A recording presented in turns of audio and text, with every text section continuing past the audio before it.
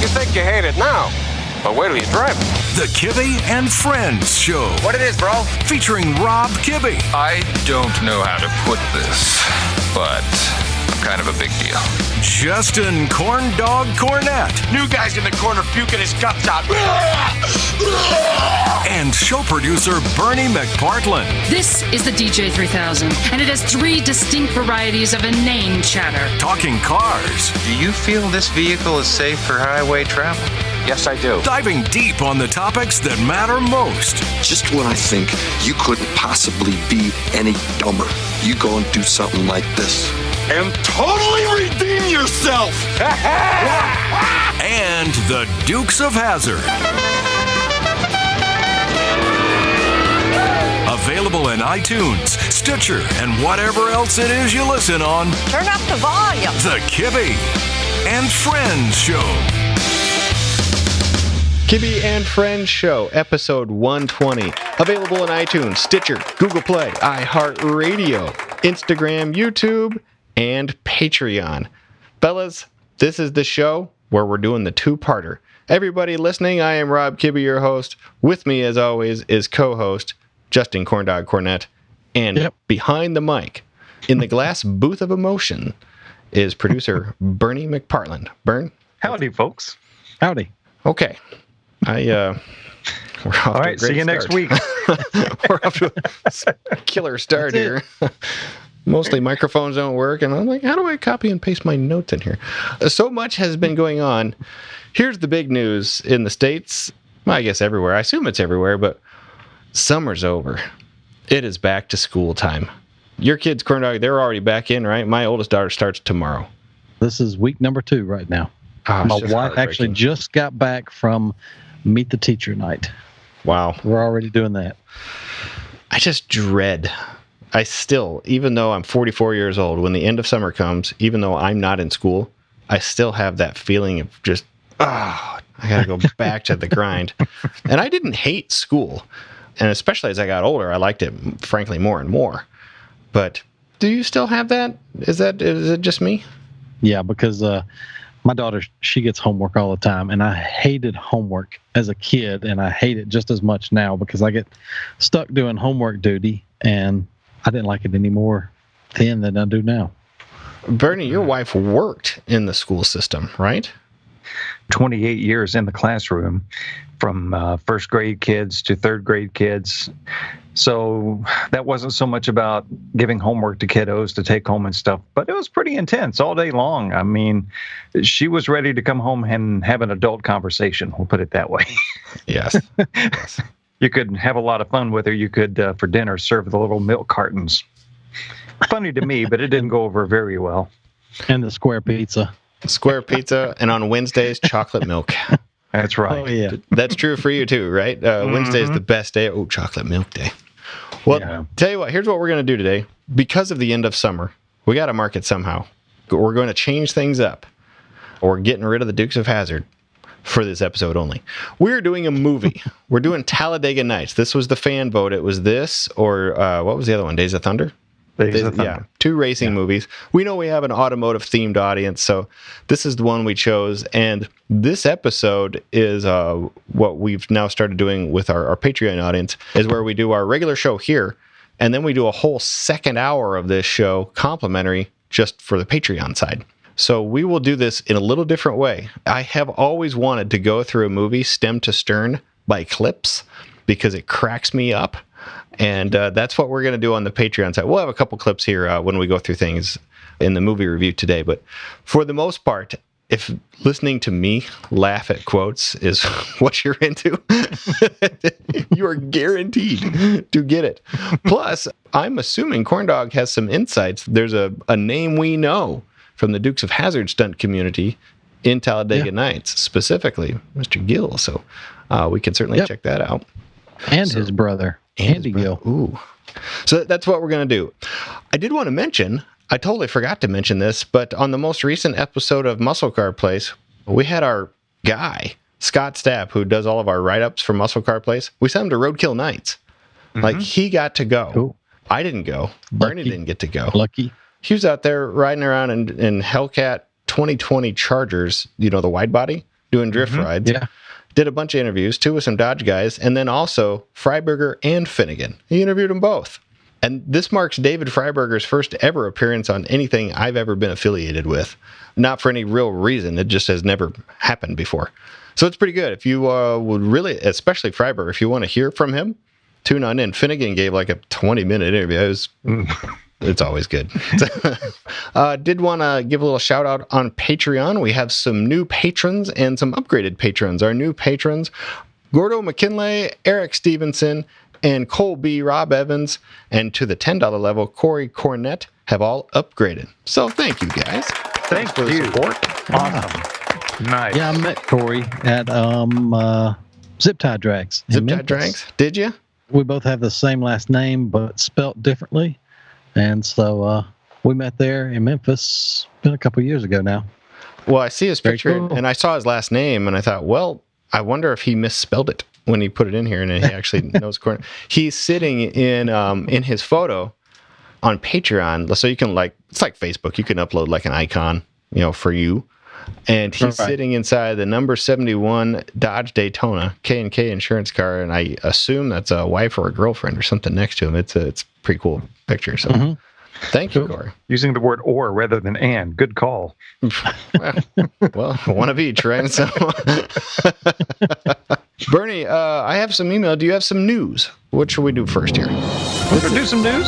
This is the automotive show that people go to for content, the latest and greatest updates, and the stuff that matters. So I think we even have like real news, right? Yeah, we do have a few items, some serious things too. I know everybody's seen this, but the big news, the Dale Jr. plane crash a few days ago. The plane ran off the runway in, get the name of the town right, Elizabethton, Tennessee. There's some Elizabeth towns, but this is Elizabethton, and his Twitter feed has the footage of everybody getting out safely, kind of some harrowing footage, and they had some news conferences. The NTSB had a few good comments to say about how actually that happened. The airplane basically bounced at least twice before coming down hard on the right main landing gear, and you can actually see the right main landing gears collapsing on the video. The airplane continued down the runway, off to the end, through a fence, and it came to a stop behind me here on Highway 91. Wow. Much like Kibby Chevelle, the first time he autocrossed it, as we recall. But some didn't burst into pretty flames. Not yet. Well, we didn't see that. We not sure. Pretty harrowing footage, though. Glad they're all safe. And anybody know what kind of plane that was? I'm not up on my personal aircraft and what kind of plane that was, and if there are any issues with that plane that other people have. I think it was a Cessna Citation. Which is really nice, cool. I mean, it's like a 10, 12 seat, usually a business jet, something like that. Those are nice planes. As far as I know, that's almost a mainstay. So there's the Citation, there's the Learjet, there's the G5. Those are kind of the ones that you see all the time. The Beach Jet, I suppose, to some maybe a lesser extent. But it sounds like, just from that clip that you played there, and then I did a little other reading today, they must have bounced pretty damn hard. It broke the right side main gear. Not that people don't know, but when you land an airplane with tricycle gear, when you're landed on the main gear, the 2 back wheels. The nose wheel is really just there to kind of hold the plane up and to steer you while you're on the ground. The main gear is what holds the weight of the plane. That must have been a pretty hard hit. Were they going to the Bristol race? Is that where they were going? I think so. Yeah, you think power loss? I don't know how far up in the air they might have been. I don't think so. 20, 30 feet up to land that hard. I'm not a current pilot, but I've definitely had a couple controlled crash landings. It can happen. And it doesn't often break the gear, but in this case it did. And must have bent the wing, and then obviously what's inside the wing? Fuel tanks. And the thing caught on fire. That's why they were lucky. I saw a little bit of video that looked like somebody shot it with a phone across a field. The pilots were out. You could kind of tell which one was Dale Jr. The wife got out. The dog was gone. And the fact that thing basically burned to the ground and nobody got seriously hurt is a miracle. And when Corndog texted over the news, like TMZ was reporting it, like Dale Jr. dead. Well, actually, they painted a picture like it was really, really bad. But if you jump over to the other news station and said no serious injuries, everybody's fine, but being sent to the hospital just, for a good checkup and everything. But TMZ lets you believe that someone was laying there with an arm cut off or something. 'Tis but a scratch. A scratch? Your arm's off. No, it isn't. Well, we're certainly glad they're okay, and they may talk about it on the race, maybe a little bit up in the booth after they get some details. But I doubt they're going to, with the NTSB involved now, because they're going to take that under the wing, so to speak, as the investigation, and probably won't let anything out. But it'll be interesting when they get the boxes all done and come up with the final report. So good news for there. I'm glad we ended on that note and not another note. I got a total side question for you guys, specifically regarding Dale Jr. I have found that much like Brett Favre at the NFL, as soon as Dale Jr. was not driving, I really wasn't interested in following, like at all. I didn't realize how much I was just following him drive around the track. The same thing goes with his cover. He's a pretty good race analyst. Like, he's entertaining to listen to. But when he's not on the broadcast crew, I kind of don't even tune in. And I barely tune in when he is there. But are you guys the same way, or do you even have less affinity for NASCAR? I haven't followed it in many, many years. I probably stopped following it in the early to mid 2000s. It just got almost too commercialized. You think about all the veterans, all the Labanis, and then Bill Elliott, and, all of the, the veteran type guys, and they start feeding in all these little young kids that you've never even heard of. And, they're just going more for the image. And, a lot of them, they can drive really good, but a lot of the veterans, they're not able to get a ride just because they're not 20 years old and, can sell magazines or whatever. It used to be. It got kind of crazy. It was always the case where, like, when you were in your mid-30s, after you'd been racing for 20 years, that's when you moved up to the prime ride, the best equipment, the best sponsors. And then you drove for another 15 years. How many white-haired drivers can you think of? I mean, you certainly think of the Allisons, right? Right. And today, Jimmy Johnson is basically washed up, and he's 44. Right. It's a different time. It's the same thing that happened to country music. Everything went young and, pop sounding and, for the spotlight and all of that. Yeah, we followed Dale Jr. pretty regularly. That was one of the draws. And the other driver, Paul Menard, because they always, never won every race, but they always placed well, and they were always in contention, and they always did well in the points, and they were entertaining to watch on the track and stuff. So I guess now my wife followed Jeff Gordon a lot. So she's, let's say, a quarter and a half of a Chase Elliott fan, just because he's in Gordon's old car. And, other than a good reason to go sit out in the stands and have a beverage and watch fast cars go around, that's about it for us. Yep. Well, speaking of fast cars, here we are, man. 50 square miles of nothing but road with 60 distinct and separate exits. If you really get it on, you may be able to cover 15. The tyrannical laugh of Peter Fonda, of course, in Dirty Mary, Crazy Larry. Fonda died a few days ago, age 79. Also the linchpin character in Easy Rider, a few other films. And Easy Rider, I'll confess, I've never seen it. So Dirty Mary, Crazy Larry was my tie point to him, and a few other things. But sad to see him go. But a legacy left nonetheless. I'm glad we got that movie in when we did. Me too. And I, too, have never seen the movie Easy Rider. And I know that of all his films, that would be the one that's the claim to fame. He has a pretty good cameo, though, in the movie Wild Hogs. Have you guys seen Wild Hogs? It's a Tim Allen movie. John Travolta's in it. It's really funny. And it's these 4 suburban guys who end up riding motorcycles in a little mini gang, and they get in trouble with real bikers. And the godfather of the real biker gang is Peter Fonda. And he just makes like a 2-minute cameo at the end. It's pretty awesome. Yeah, I saw that in the theaters. I haven't seen it since, but yeah, it's a really good movie. I saw David Freiberger posted about that Charger. The Charger that got away. The Charger that you, Corndog, would take over a screen-used General Lee would be the screen-used Dirty Mary, Crazy Larry Charger. Yep. What is it about it? Why? Well, it's kind of like the Bullet car. The Bullet Mustang, that just has been in all the shows here lately and everything. It was said to have been long gone. Mm-hmm. It was the hero car. It was the best car used, and it's no longer around. And then all of a sudden, boop, there it is. That's what it is about that car. It's said to be long gone. It was the RT. It was the hero car used throughout the majority of the chase scenes and all. And so, I think it would be. And, you think about General Lee's. there's not many of them. There's just a handful of them, but they only built 3 cars for that movie. So the outcome to one of them at least. So I love the General Lees and everything, but I'm more of a Charger fan too. So I can appreciate both. Awesome.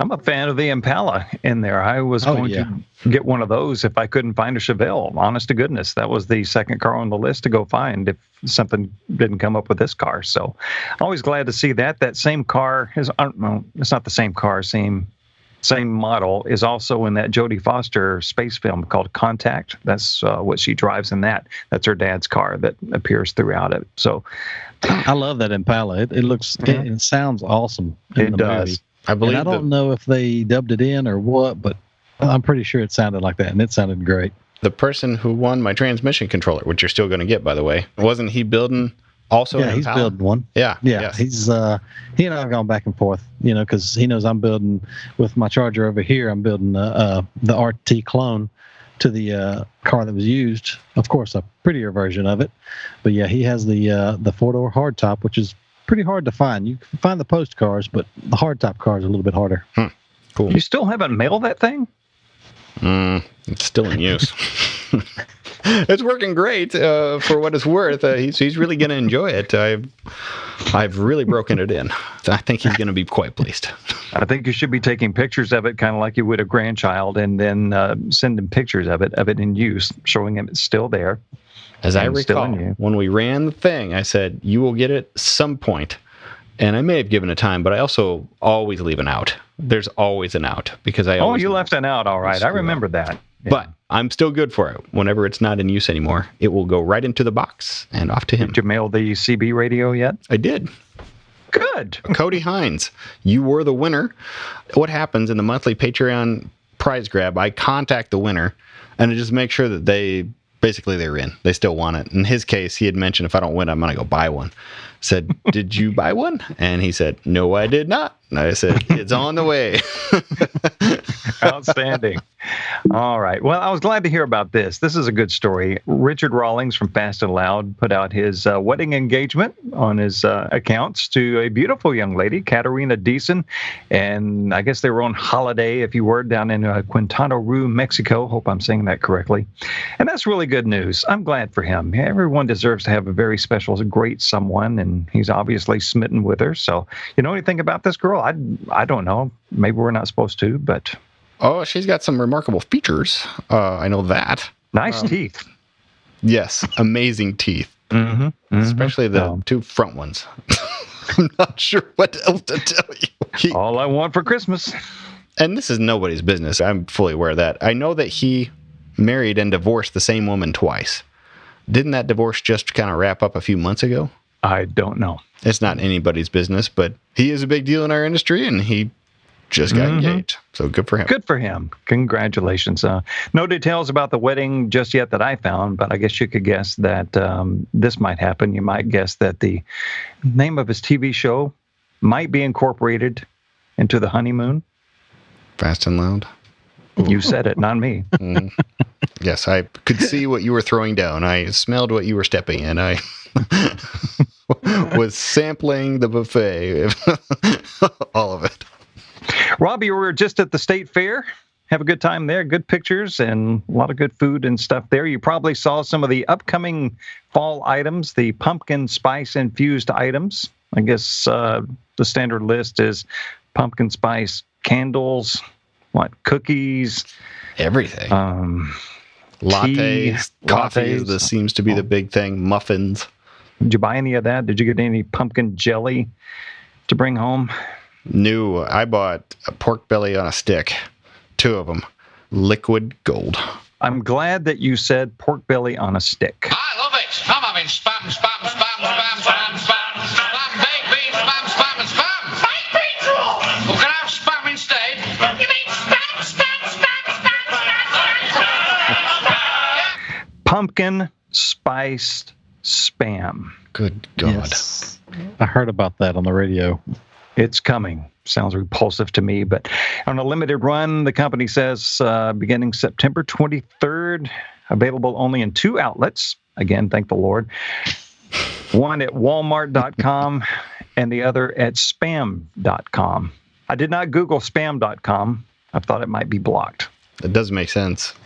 Let's find out right now. Let's find out. Spam. I'm definitely not a fan of spam anyway. So I don't have to worry about getting the pumpkin spice spam. It's legit. Yeah, spam.com. It takes you right to the website. Spam limited edition pumpkin spice coming 6 ingredients. What is spam? Is it real meat? It's pork stuff. So it's like the hot dog of it's like meats? What doesn't make it into the hot dog, I think. That's a good description, yeah. Here's what's in it. Pork with ham, salt, water, potato starch, sugar, and sodium nitrate. Heavy on the nitrate. So it makes it so good, especially when you fry it up and it caramelizes. It's good like that. I'm not much of a spam guy right out of the can. I think corn dog for sure. This is the one thing you would bend your rule and put mustard on to make it go down. Just throw it across the room and make it stick to the wall. Really, that could be a new sport. We could incorporate this when we do our secret squirrel thing that we're going to do later on. That would be a side attraction. Throwing mustard-laced spam at a wall? At a target, and you could win prizes with it. So you got a big target on the other side of our booth, right? And it's got like a bullseye on it with different prizes, whether it be a transmission controller that you're never going to use, or something else viable, some swag. And you come up to the booth, it's an income stream for, say, $1 a ticket. You take a big hunk of pre-cooked or raw spam. We douse it with mustard, and you give it a wing, and whatever you hit, that's your prize. Good idea, corn dog. Excellent. Awesome. Okay. Kind of like skee ball, you just throw it in there and, you get 2 little good spots up here in the corner and everything else is not worth much. I think that's a great idea. I have one more, but we're out of time, so I'll save it for next time. And so that, fellers, is what I have in the news. Good news, man. Thanks. Way to go. I have an email here for you guys before we get to our movie review. This is from Calvin, and Calvin, I think it's Pierkowski. Okay, so with that, Calvin, you know who you are. He says, Hey, Rob. Cal here from Retrofit Cycle Works on Instagram. He is a follower of ours on Instagram. Just wanted to send a quick note that you may get a kick out of about the Cooters event. First, I received Nathan Warren's Warren Customs push bar number 03 the day before I left, which was awesome. And he is building his early era Charger. He bought that push bar, and from my understanding, that's the first thing he has. I don't know that he has the Charger to wrap around the push bar yet, but he started with the right spot. So good for you. Got to start somewhere. Awesome. Priorities. I don't know. Do we say who got number 4? That's already in the works. You would know, Corn Dog. We'll hold off on that one right now, but push bar number 4 is already out the door. Anyway, it says, second, when we finished getting our photo with the cast, and he sent along photos, it's pretty neat. On the way out, I shook hands with Sonny Schroyer, Ben Jones, and Rick Hurst. Ben Jones' eyes lit up immediately, and he pointed to my shirt and said, that is a great show. And he's wearing a Kibbe, and I think it's a Kibbe and Finnegan shirt, but it's our shirt, this show. Yeah, I think I saw a picture. It was the black shirt with the orange text. Yes. He says, we exchanged a few more words about the show. I can't even remember what was said because I was too starstruck. They were also pushing the line along pretty fast. It was cool that Ben commented and spoke highly of the show and thought you might enjoy knowing that. And we do. Thank you. Larry Frank. And we do. Yeah, Larry Franks also noticed the shirt and introduced himself. We briefly talked about the interview you did with them. He also seemed pretty excited when he recognized the shirt. Cool. The last fun thing I'll mention, while traveling to the event, I discovered I actually have a mutual friend who knows Tom Wopat. He told me to tell Tom he says hi, and when I did, Tom said he lost my friend's phone number and asked if I had it. I couldn't give it to him at the moment, but later was able in the day to do so via Larry Franks. I was not expecting to interact with the cast as much as I did, and it was awesome. It was my first Dukes event I ever attended, and it was a ton of fun. Wearing your show shirts actually helped make it all the more memorable. Attached are some photos you may enjoy. I didn't get much of the stunts because I mostly took video then. Keep up the great work with all your shows. Cal. Thanks, Cal. Cal, how cool. Thanks, go, man. I'm glad for everything that was just mentioned there. That's really remarkable. To think when we were kids, watching this TV show, to actually have now the chance to have interacted with so many of both the people on and off camera, it's crazy.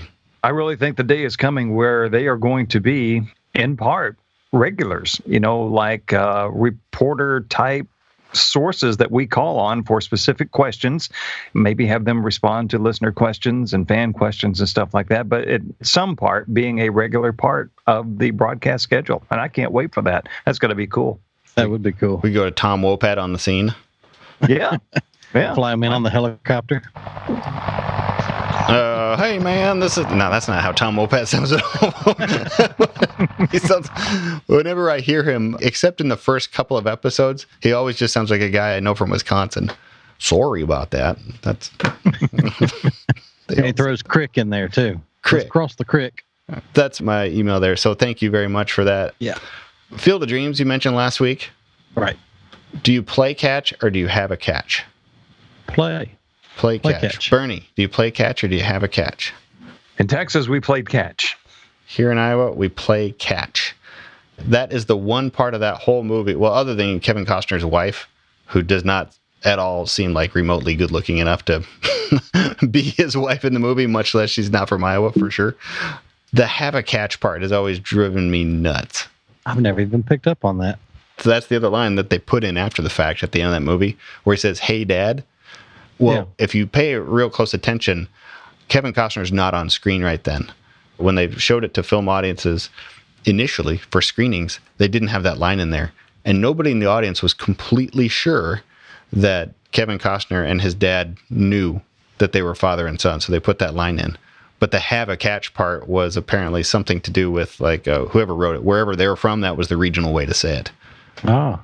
That has nothing to do with this email. It's just been on my mind lately. My mind immediately went to Jim Carrey in that movie where he's, I'm Jose Canseco. I'm Jose Canseco. I have a date to play ball with my son. I can't be late. It's my last chance. I'm Jose Canseco. I'm Jose Canseco. I don't know. You know that at one? all. No. Okay. Look it up. I will do so. All right. Well, let's go ahead and little reminder here. We're not doing a formal ad for Policy Genius, but we do know that you can get in on the easy way to shop for life insurance online, and in minutes you can compare quotes from the top insurers to find the right amount of coverage at the best price. And even more so, if you buy a policy from them, they'll keep advertising with us. So not only do you support the show, and not only do you do the right thing for your family and get life insurance in place with the right amount, but you also get the best deal, and you get to do it as quickly as possible. Thank you to those of you who have done so and have done so publicly. I think our man Meadax in Australia even tried to do it. I don't even know if they have Policy Genius insurance in Australia, but we're going to find out. So that would be great. They also have home, auto, and disability, and everything else you need. There's no code we can give you, by the way. The way that they do this, and we even had to ask, here's a little inside baseball, and in the insurance industry, you can't solicit with a code or something like that. The only way they'll ever know that you heard about it on our show is when you purchase your policy. There's a little survey, I believe, that you're given at the end, and that's where you would put it in. And they're checking that, so please, God, buy that. Very good. PolicyGenius.com is where you go. I've had a good experience with it. I think it's a good gig. Okay. Are we ready to review Talladega Nights? Yeah, it's the real deal down there.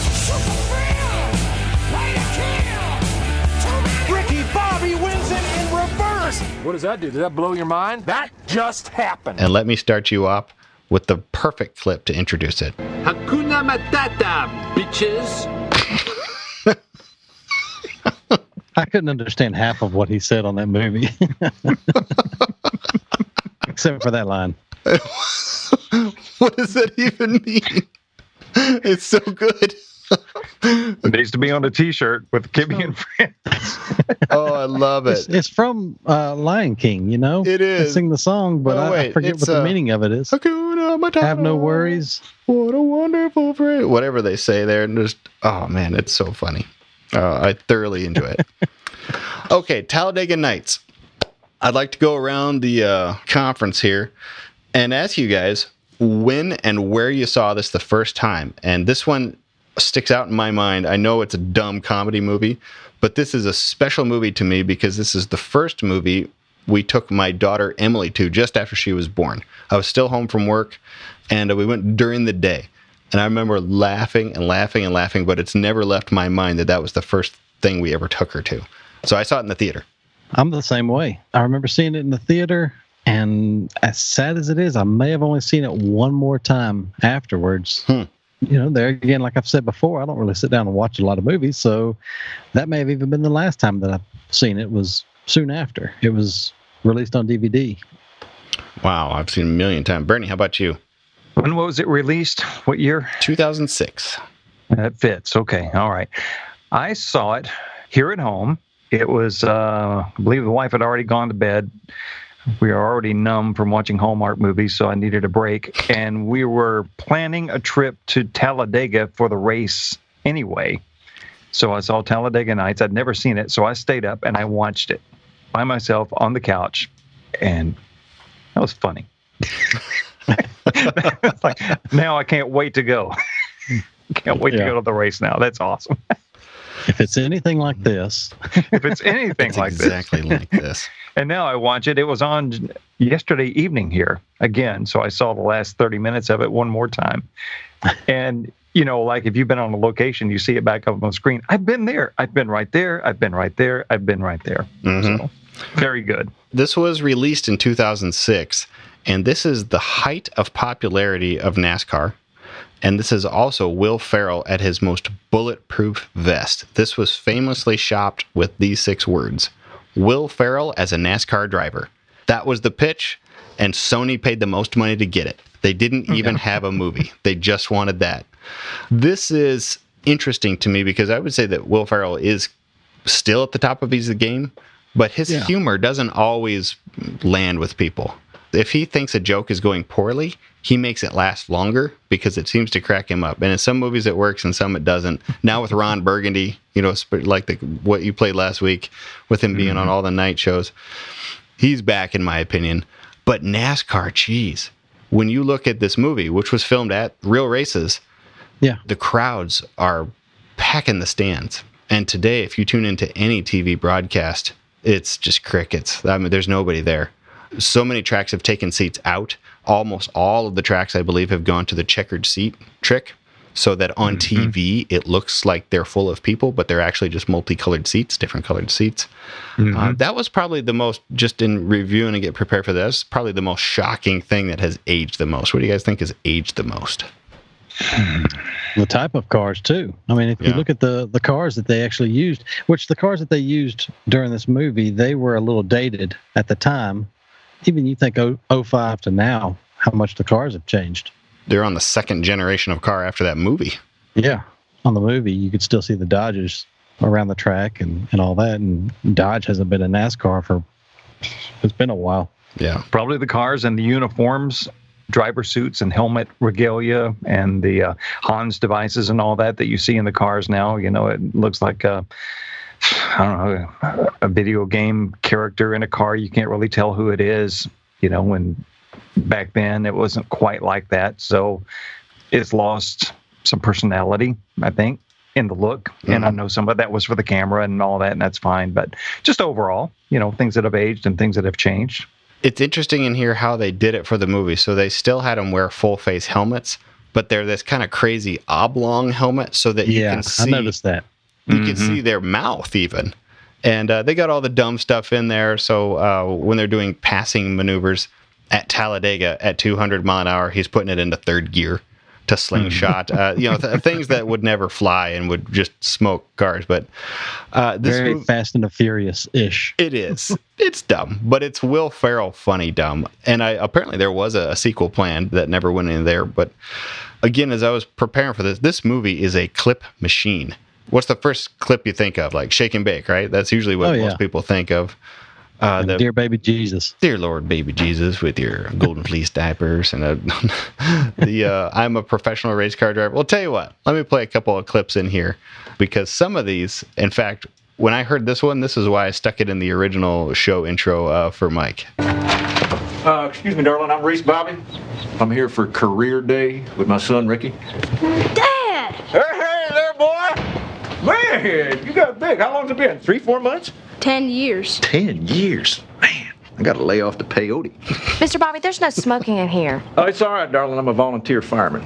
Okay, I am a semi-professional race car driver, and an amateur tattoo artist. And the first thing you gotta learn if you're gonna be a race car driver is you don't listen to losers like your know-it-all teacher over here. Okay, I think that's enough. Your teacher wants you to go slow, and she's wrong, because it's the fastest who gets paid, and it's the fastest who gets laid. Oh, yeah. You know what I'm talking about. I love the actors in this movie, but Gary Cole is my favorite, hands down. Here's the overall story. This is the story of Ricky Bobby and his lifetime best friend, Cal Naughton. Ricky is born loving speed and is fooled into believing that the only way to succeed in life is for everyone else to lose, because his dad teaches him that in a different clip. Ricky becomes thrust into becoming a stock car driver while he is a jackman on a different team because the driver goes to get a chicken sandwich, I think is the gist of it. Ricky's naturally... And use the bathroom. And use the can, yeah. Ricky's naturally good. His best friend, Cal Naughton, gets promoted to become co-driver of the team and is his kind of perpetual setup man for all things in life, on and off the tracks, so that Ricky gets to win and Cal comes in second. And this movie is the undoing of that. Ricky loses the hot wife. He loses the endorsements. He then has to fight his mortal enemy, a French gay Formula One driver named Jean Girard, and hilarities ensue. It is so good. Tell me about Jack Hill. What did he do in this movie? Well, if you go back and listen to our interview that we did with him, he mentions that he did the stunt with the Chevelle, where they do the blindfolded trick. And as soon as he takes off, he starts hitting parked cars on the street and then swerves off and then goes through the house. So he did that stunt, and he talks about how I think it was the stunt coordinator wanted him to actually be blindfolded. And, he was worried about, actually wiping out one of the cars and then the scene not working out. So he was able to pull it off and everything. So his brother, Andy Gill, I'm not really sure exactly what he did, but they've got him down as a stunt coordinator, but they've also got a few different stunt coordinators. So I'm sure he was a coordinator for a particular stunt in the show or in the movie. That's what Jack did. He may have done more too. Who knows? I know that's just something that he mentioned.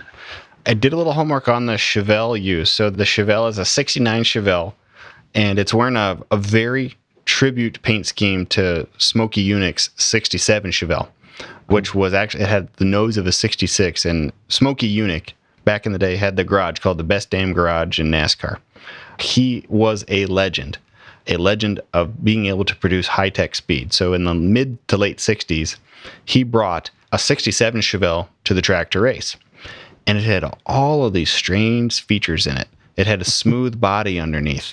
It seemed to carry more fuel than you could actually put in it.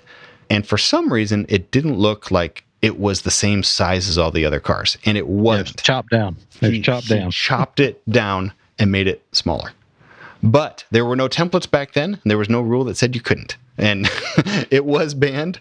But this car, this 69 Chevelle, wears that tribute paint scheme, the black, the gold, and the number 13. And it's a Chevelle. Yeah. From my understanding, there were 3 Chevelles used in the movie. One was a 307 car. One was a 350 car. I don't know on the third car. I don't even know if the third car survived the movie. 2 of them are owned by the same guy now. Yeah. Don't know about the third one. The one that Jack Gill drove that kind of bounced off cars and went through the house. They went through the house twice to get the scene right. That Chevelle's still beat up and still runs and drives and everything. I saw an article about it, and one of the cars he had already restored, and the wrecked car he had kind of considered restoring it as well. So I'm not really sure when the article was from. I think it was not too long after. So who knows if he's ever restored it or if it still looks the same way. I don't think that it's restored. Well, as far as I know, it's not yet, but it's a really good looking car, especially early in the movie when it's still wearing a nice paint scheme. And Ricky Bobby is actually born in that car. The movie starts out with that Chevelle and the world's best sound effects, like have the Chevelle ripping down a highway at like 120, 130 miles an hour while Ricky's being born in the back. God, it's so funny. It's really, really funny. Let's talk about some box office mojo. The budget for the movie was $72.5 million. The total domestic gross, and this is 2006 dollars, $148.2 million. It basically doubled its cost. And that's still good, but I mean, it made $72.5 million effectively. It was released, I don't have the release date. I know it was in the summer of 2006. Close date was October 15, 2006. It was in the theaters for 11 total weeks.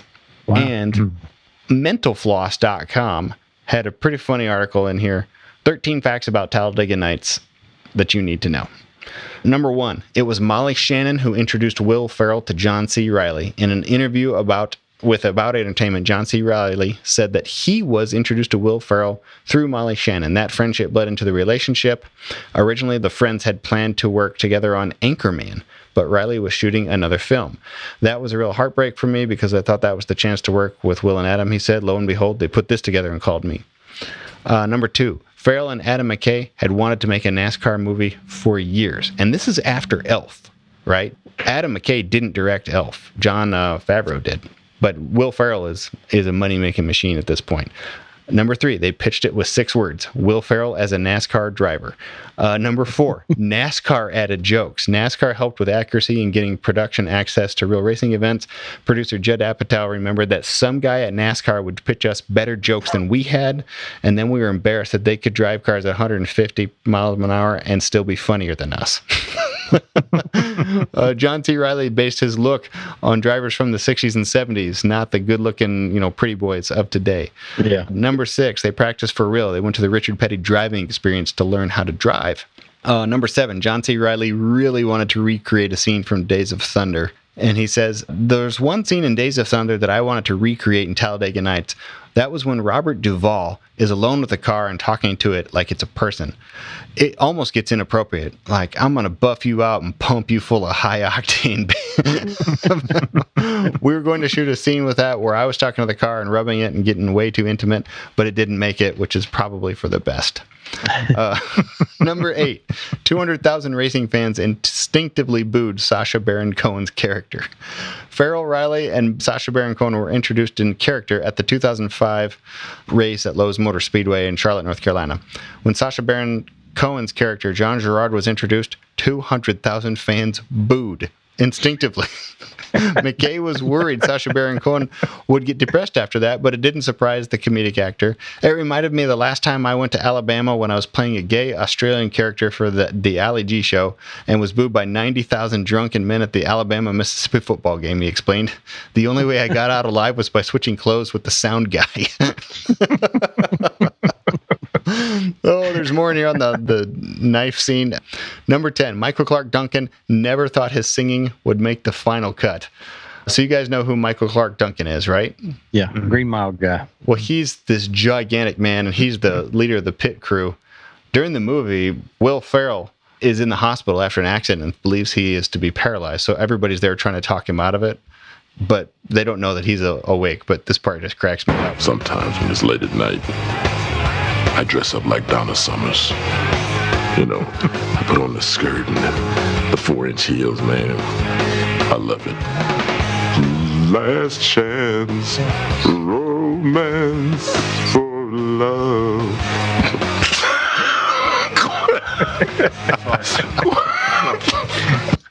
That's such a funny movie. He's got that big, deep, boomy voice. Oh, it's hard not to laugh just when you hear it. Check out the cast list. So you got Will Ferrell, John C. Reilly, Sacha Baron Cohen, Gary Cole, Michael Clark Duncan, Leslie Bibb, that's the super hot wife. She was in Maxim magazine at some point. Jane Lynch, Amy Adams. Amy Adams is, I think, an Oscar-winning actress at this point. Andy Richter, Molly Shannon, Greg German, David Koechner, who is Packer from The Office. He's also the whammy guy in Ron Burgundy. Jack McBrayer, Dale Earnhardt Jr., just to name a few. So they got all of these stars in here, and they made what, in my opinion, is the funniest racing movie ever made. That will be my absolute takeaway for this. A lot of SNL actors, and so it's going to be funny then. I absolutely think so. So here's my question to you guys.